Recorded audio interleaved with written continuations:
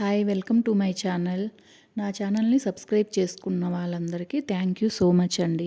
మీ అందరి కోసం నేను మంచి మంచి వీడియోస్ని అప్లోడ్ చేస్తాను.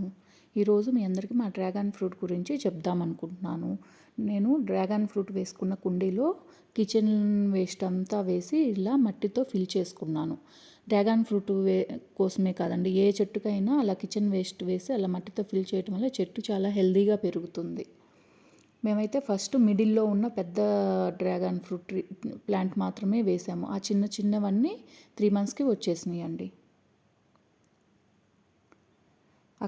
అక్కడ నేను చూపించేది ఏంటంటే అక్కడ కొంచెం కట్ చేసాము. అలా కట్ చేయటం వల్ల డ్రాగన్ ఫ్రూట్కి త్వరగా ఫ్రూట్స్ వస్తాయంట, అందుకని కట్ చేసాము. ఈ కుండీలో వచ్చేసి నేను పాలకూర సీడ్స్ వేసానండి. చిన్న చిన్న మొలకలు వచ్చినాయి.